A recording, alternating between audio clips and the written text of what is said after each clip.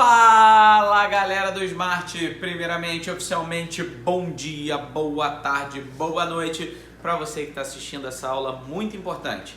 Hoje a gente vai falar sobre os movimentos emancipacionistas. É o momento, meus amores, em que a colônia não quer mais ser colônia.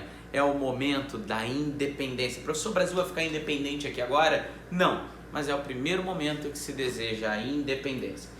A última aula a gente falou sobre as revoltas nativistas, problemas internos. Hoje a gente vai falar sobre as emancipacionistas, as que desejavam independência. Olha aqui o quadro, hein? O que é uma revolta emancipacionista? Movimentos sociais ocorridos no Brasil colônia, cujo objetivo central era conquistar a independência em relação a Portugal. Então, se o problema é interno, nativista, se o objetivo é independência, emancipacionista. Muito bem. Conjuração e inconfidência, é o que você vai ver. Qual a diferença de um para o outro, hein? Vamos lá. Conjuração, forma específica de conspiração política em que os participantes estão dispostos a contestar o poder do rei. Se você questiona o poder do rei ao ponto de contestar, não no sentido de achar que uma medida dele é errada, mas achar que ter rei é errado, achar que ser súdito do rei é errado, você tem uma conjuração. O que aconteceu em Minas Gerais é uma conjuração, conjuração mineira. O que aconteceu na Bahia é uma conjuração, conjuração baiana. Ué, professor, mas o que aconteceu em Minas Gerais não é chamado de inconfidência? Então, é porque existe a inconfidência, é um tipo de conjuração. O que é uma inconfidência? Ato de ser infiel ao príncipe, ao rei. Vamos supor que o Eduardo Presuntinho seja o nosso rei, seu professor, meu amigo. E aí vamos supor o seguinte, que os alunos resolvam protestar contra ele. E aí ele fala assim, não, morte ao Eduardo, independência ao Eduardo. Isso seria uma conjuração. Se eu, Marconi, faço isso, além de ser uma conjuração, vira uma inconfidência. Porque eu sou uma pessoa que tem a confiança dele, afinal de contas eu sou amigo dele, eu trabalho com ele. Quando existe quebra de confiança, inconfidência. Traduzindo em miúdos, quando é o povo é conjuração. Quando são as elites, inconfidência. Antes da gente entender por que no Brasil se queria independência, a gente tem que entender o contexto internacional. No contexto mundial, a gente está vivendo a crise do antigo regime. O antigo regime é aquele modelo que se adotou na Europa após a Idade Média, ou seja, o que é o antigo regime? É o sistema político, social, econômico, cultural que existe na Europa na Idade Moderna, entre 1453 a 1789. Politicamente, acreditava-se na forma de governo de absolutismo. Então, ou seja, se eu estou falando da crise do antigo regime, é porque a população está questionando o absolutismo. Tanto lá na Europa quanto aqui, a ideia de ter um monarca que tem poder absoluto é algo considerado um absurdo. O que mais? Sociedade aristocrática de privilégios. A crença que uns nasceram para mandar são os nobres, não devem pagar impostos, vivem num mundo muito superior e a população está ali para ajudar, a população está ali para sustentar essa nobreza, começa a ser questionada. Então, ou seja, o questionamento da sociedade aristocrática de privilégio é o momento que a população começa a questionar o mercantilismo. Por que tem que ter tanto monopólio, hein? Por que os homens não podem ser livres para venderem o que eles quiserem? Olha, pessoal, a liberdade econômica é o capitalismo. Então, o capitalismo vai surgir, meus amores, depois do antigo regime. Então, o momento é o fim do antigo regime. É quando as pessoas estão questionando o modelo social, o modelo político, o modelo econômico.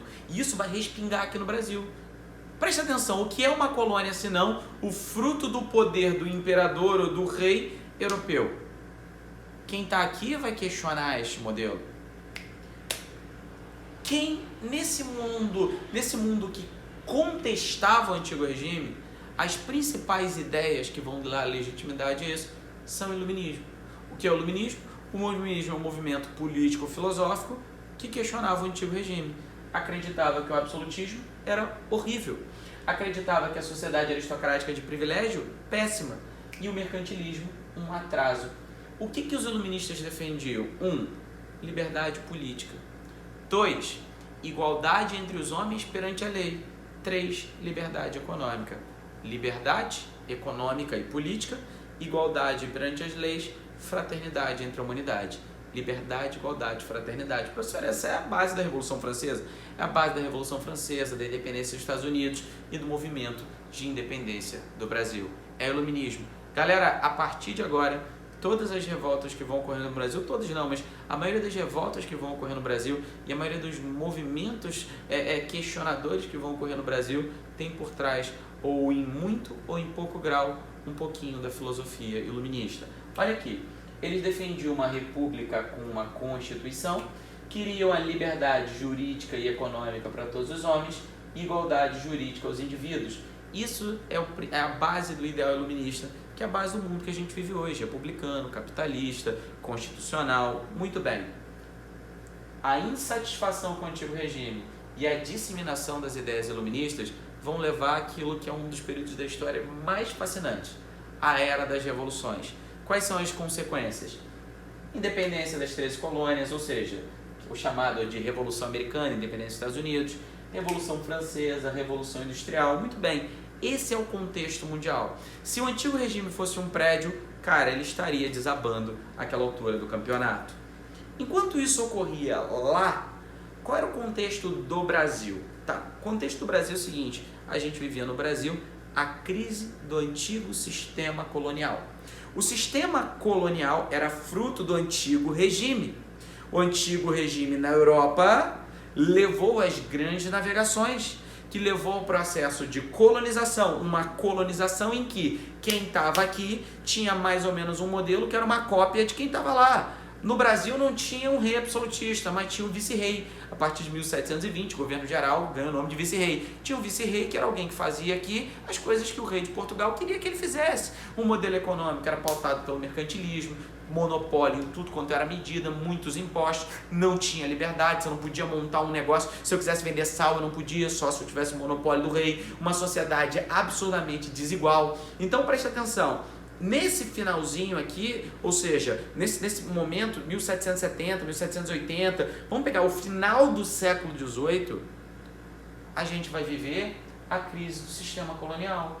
É um momento que as pessoas vão começar a questionar o colonialismo. Vem cá, pô, eu produzo açúcar, eu produzo algodão, eu tenho ouro aqui. Por que eu tenho que ser explorado, hein? Por que eu tenho tudo isso aqui, tenho que vender barato para Portugal ganhar dinheiro comigo? Pra quê? Por quê? Hein?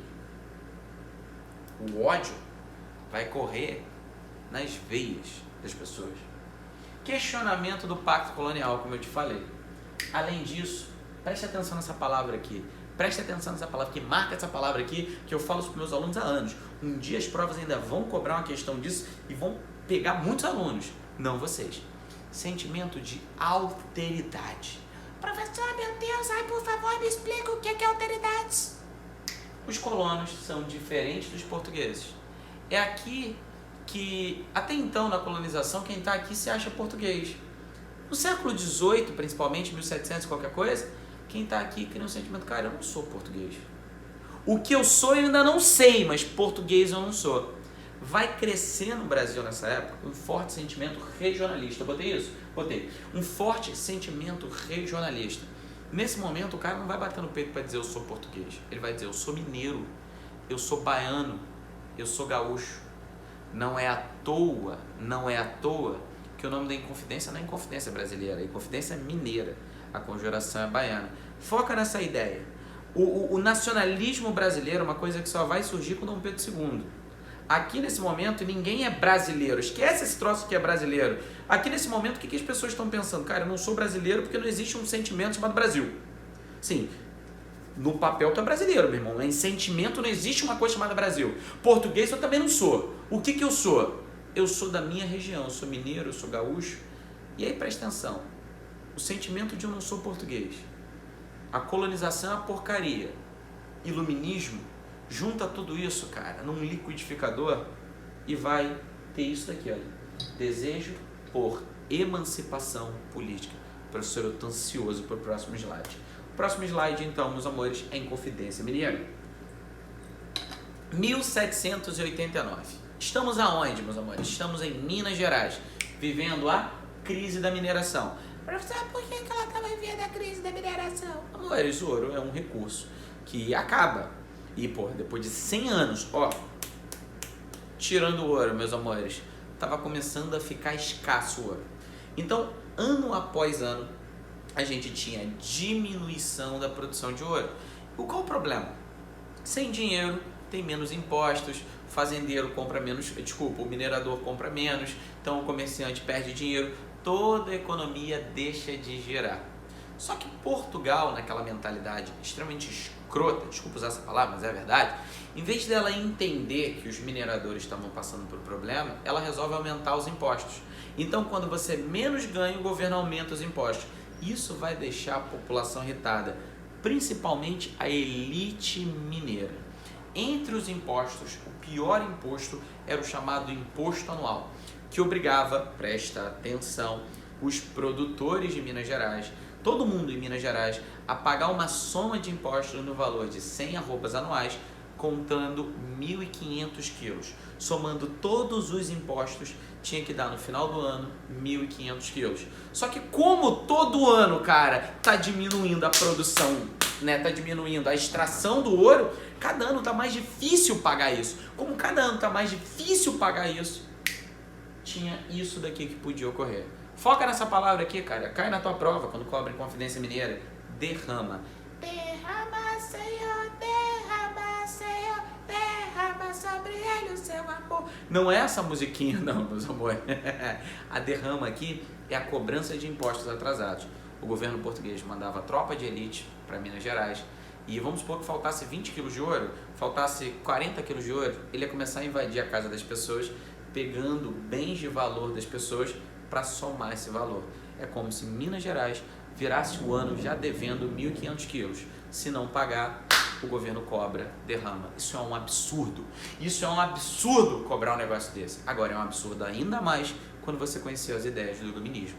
A partir do momento que você sabe o que é igualdade, o que é liberdade, meu amigo, aceitar isso daqui é impossível. Então, o contexto local é esse. A inspiração, iluminismo, independência das 13 colônias. Em 1776, uma colônia se tornou independente. Parece muito simples e fácil ouvir isso, mas imagina o impacto na época. Os mineiros começaram a pensar, meu Deus, cara, se 13 colônias ficarem independentes da Inglaterra, aqui nós conseguimos ficar independentes de Minas Gerais, ficar independente de Portugal também. Então, se um fez, eu posso fazer também. Junta tudo isso, eu acho que você entendeu. Vamos começar aí em confidência. Vamos entender primeiro como que surge isso. Quem tinha muito dinheiro no Brasil mandava os filhos estudar lá fora. Portugal, França, por aí vai. E quando os filhos iam estudar na Europa, eles conseguiam os ideais iluministas. Assim que eles voltavam com esses ideais iluministas. E como é a vida, o ser humano gosta de estar próximo dos semelhantes, um gambá tira o outro.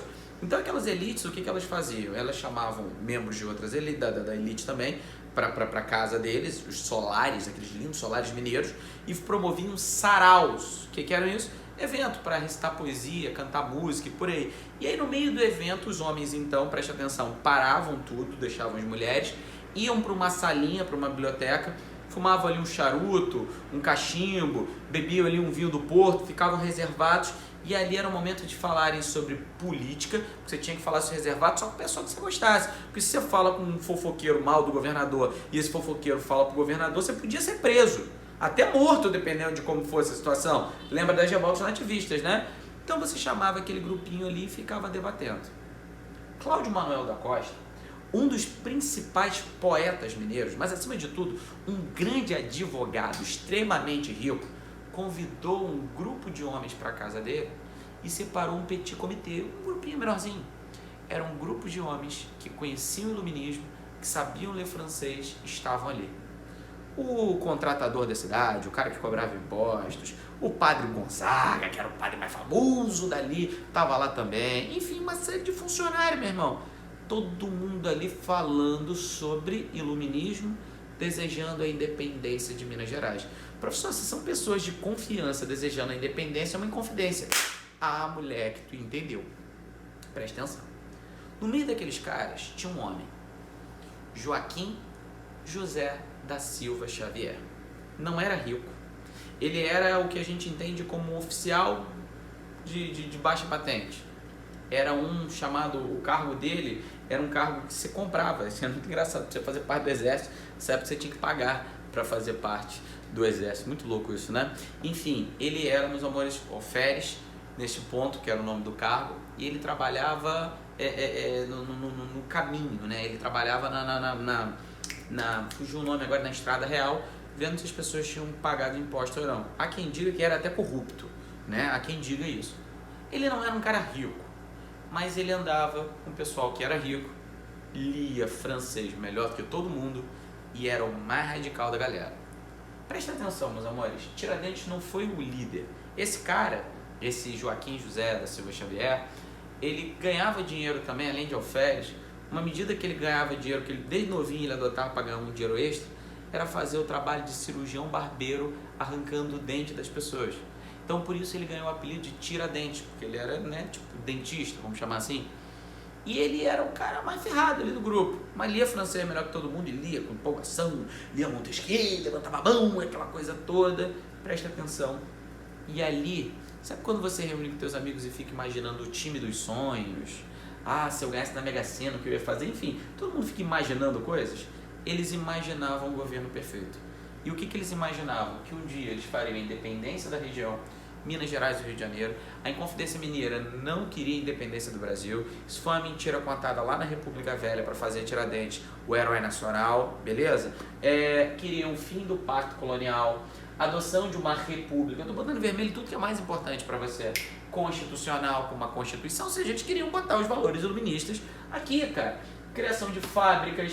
Eles queriam liberdade econômica. Em 1785, anota isso daí no cantinho aqui, Dona Maria, a rainha de Portugal, proibiu que se instalassem manufaturas em Minas Gerais, ou na colônia de uma forma geral. Ou seja, se você quisesse montar uma manufatura para fazer uma camisa, para fazer um chapéu, um chocolate, você não podia.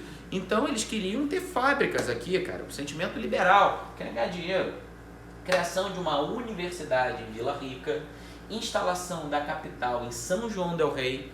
Por quê? São João del Rei é uma área mais plana, então ali você tem currais, você tem plantação, você podia ter uma grande cidade, seria fácil abastecer essa grande cidade. Não havia uma clara intenção de libertar os escravos. Ué, professor, mas o iluminismo fala sobre igualdade. Meus amores, mas a gente tem que entender que as ideias, elas podem ser lindas e perfeitas. Na prática, não. O pai do liberalismo, um homem chamado John Locke, tinha escravos. O cara escreveu uma série de livros defendendo a liberdade e tinha escravos. Os seres humanos na prática são estranhos. As ideias são maravilhosas. Uma frase que eu adoro é o seguinte: o problema do mundo não são os ismos. O problema do mundo são os istas. As ideologias são lindas. É quem segue que normalmente quebra tudo. É o ser humano que deixa tudo bonito e também estraga tudo. Vamos lá, bebês. Onde que eu quero chegar com vocês? Os caras vinham da elite, queriam uma independência, queriam montar um movimento de elite. Era um movimento elitista. Sobre a escravidão, há quem diga que eles não queriam o fim da escravidão, eles queriam o fim da escravidão. Cara, depende muito. Depende muito. Ali existiam pessoas que queriam, outros que não queriam. Mas de uma forma geral eles não tinham uma opinião clara. Se o movimento desse certo, muito provavelmente eles criam um país como os Estados Unidos. Tem leis, tem constituições, tem constituição, desculpa, tem uma democracia, mas tem também escravidão. Qual era o plano, hein? Fazer Inconfidência no dia da cobrança da derrama.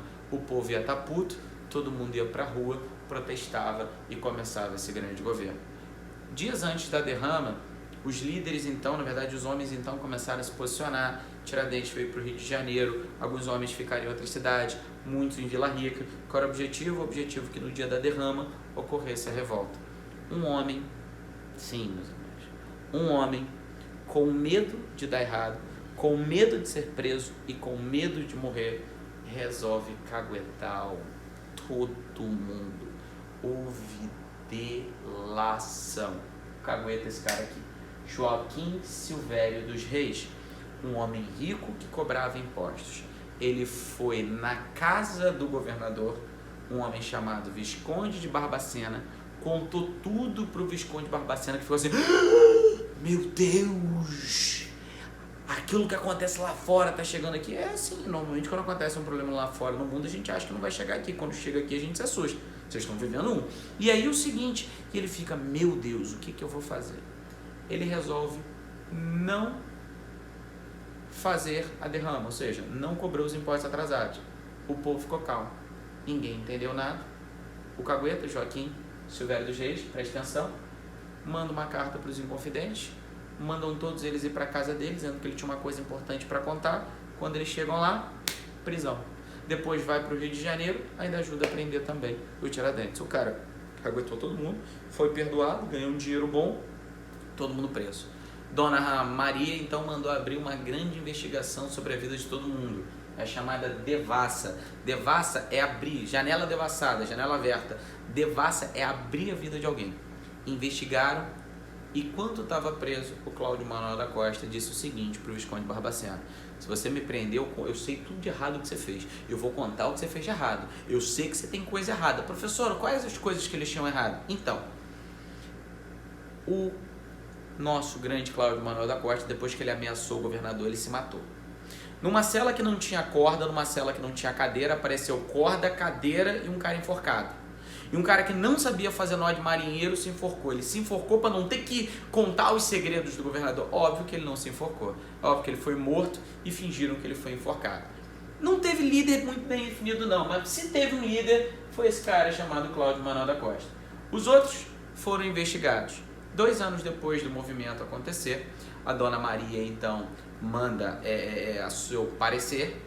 Como era um movimento de elite, ela perdoa os membros, desde que eles se tornassem fiéis a Portugal, e um precisava morrer. Um tem que sofrer, um tem que pagar a conta por todo mundo. Quem era esse um que ia pagar a conta? Era o tal do Joaquim José da Silva Xavier. No dia 24 de abril de 1792, ele saiu da prisão. A chamada cadeia velha fica hoje no centro do Rio de Janeiro, onde é a Alerj. Por isso se chama Palácio Tiradentes, porque ele foi preso ali. Saiu dali andando até o Pelourinho da cidade, que é hoje Praça Tiradentes. Foi levado para lá, botaram a corda no pescoço dele, um monte de mulher chorando, parece que o cara era o sucesso entre as mulheres. Mulher, é meu marido! Tinha umas 4 lá dizendo é meu marido. E aí é o seguinte, corda no pescoço e pergunta quais são suas últimas palavras. Ele diz, libertas quae sera tamen. Frase latina, em latim, do poeta Virgílio, que diz, liberdade ainda que tardia. E mais ou menos ele diz o seguinte, eu morro, mas essa liberdade um dia vem.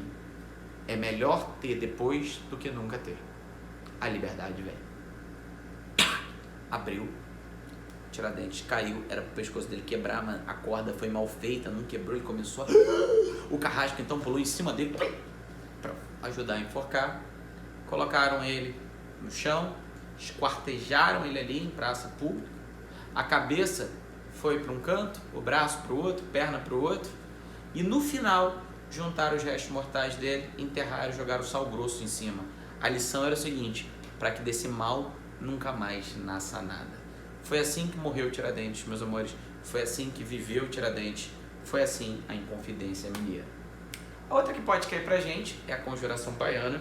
E uma coisa que as PSECs e as adoram é, para confundir o aluno, botar o outro nome dela. Revolta dos Alfaiates. Então, se caiu o termo Revolta do Alfaiate, é Conjuração Baiana. Contexto local, vamos lá. Crise da lavoura de subsistência. Uma coisa que me irrita um pouco dos livros é que os livros dizem que a Bahia estava passando por crise. Na verdade, não. A Bahia estava num período de crescimento econômico. Professor, eu não entendi. Um pouco antes de ocorrer a Conjuração Baiana, houve a independência do Haiti. Professor, o que eu tenho a ver com isso? O Haiti era o maior produtor de café, o maior produtor de açúcar, o maior produtor de algodão do mundo. Assim que houve a independência do Haiti, foi a única independência na América liderada por negros. Presta atenção, assim que houve a independência, houve um caos na produção do Haiti. Ou seja, se o maior produtor de açúcar, tabaco e café deixa de produzir, começa a faltar. Nisso que começa a faltar, o preço aumenta. É nesse contexto que o brasileiro vai produzir açúcar, vai produzir café e ganhar dinheiro. É nesse contexto que os americanos vão suprir a demanda de algodão e os cubanos vão suprir a demanda de açúcar. E aí Cuba vai se tornar o grande produtor de açúcar, o Brasil o grande produtor de café e os Estados Unidos o grande produtor de algodão, como a gente já conhece. Muito bem, vem pra cá comigo, vem pra cá comigo, vem pra cá comigo. Na Bahia, na região do Recôncavo Baiano, interior da Bahia, os produtores perceberam que eles podiam ganhar muito dinheiro produzindo açúcar, uma vez que o açúcar tinha subido o preço. Então, gente que produzia mandioca, gente que produzia outros produtos para vender, sabe? Na subsistência, para vender nas vendinhas, começa a produzir açúcar. E aí o que acontece? Mais gente com dinheiro Imagina, os ricos com mais grana e menos produção de alimentos. Os dondinhos das vendas começam a ter menos oferta de alimentos e, percebendo que os ricos estavam mais ricos, começam a vender mais caro. Então vai existir uma crise na lavoura de subsistência, vai ter aumento no preço dos alimentos. Nisso que os alimentos vão subir, os salários não sobem juntos, os salários vão ficar baixos. É criado a loja maçônica Cavaleiros do Oriente na Bahia. Um grupo de elite resolve então fazer a independência. Professor, então o movimento é de elite? Não esquece. Só escuta essa história. Um grupo então resolve fazer a independência da Bahia. E o que eles param para perceber? Eles falam, o que Minas estava certo, Inconfidência Mineira? Os objetivos. O que eles estavam errados? Não tinha o povo. Então as elites começam a levar as ideias do iluminismo para a população, para alguns homens, para que esses homens infliem o povo. O problema é que, assim como o monstro de Frankenstein se voltou como Frankenstein, a ação aconteceu. Esse povo que passou a ficar mais esclarecido, que passou a conhecer os ideais iluministas, percebeu que eles não tinham que fazer a revolução das elites, eles podiam fazer a própria revolução. É quando o povo resolve guiar este movimento. Então, o que vai ocorrer na Bahia começa ali na loja maçônica baiana, pelas elites, e se espalha pela população. Inspiração. O povo vai se inspirar no iluminismo, na independência das 13 colônias, na Revolução Francesa, principalmente nos jacobinos, aqueles que tomam poder, cortam o pescoço de todo mundo, criam medidas iguais para as pessoas, e vão se inspirar na Revolução Haitiana, que o que aconteceu lá? Negros fizeram a independência e proibiram o fim da escravidão. Os líderes, os 4 grandes líderes eram pobres e negros. Eram João de Deus, Luiz Gonzaga das Virgens, Lucas Dantas, Manuel Faustino. Grava o nome desses caras aí que podem cair na tua prova. Desejavam o quê? A independência da região, onde é a Bahia, o fim do pacto colonial, a adoção de uma república constitucional. Se você aparecer, esses 3 objetivos são iguais, tanto na Inconfidência Mineira quanto na Conjuração Baiana. Às vezes cai. Qual a semelhança entre eles? Essas 3 coisas aqui, ambos eram inspirados no que? No iluminismo, na independência dos Estados Unidos. Isso é o que é igual. Depois pega no teu caderninho e bota diferenças e pontos iguais. As provas militares gostam de cobrar isso. O que eles tinham de igual, o que eles tinham de diferente. A gente vai fazer alguns exercícios sobre isso e vocês vão ver, tá bom? Queriam uma república que houvesse igualdade entre os homens, aumento dos salários e, o mais importante, em vermelho aqui escarlate para você, queriam o fim da escravidão. Essa é a grande diferença. Era um movimento popular. Enquanto o plano da Inconfidência era aproveitar a derrama, o plano era espalhar cartazes pela cidade. Depois joga no Google aí, cartazes da Conjuração Baiana. É um texto bonito, o povo baiense da Bahia, né? É um texto bonito, depois olha.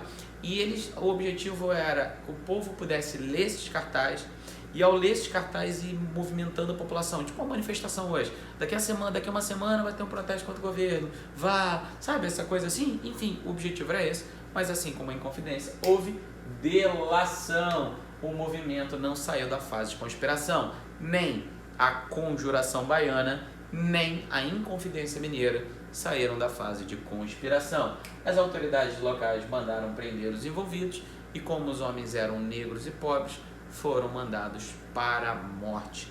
Normalmente me perguntam, professor, você é a favor da pena de morte? Eu sempre respondo que não. Porque eu não sou a favor da pena de morte? Pelo que a história me ensinou.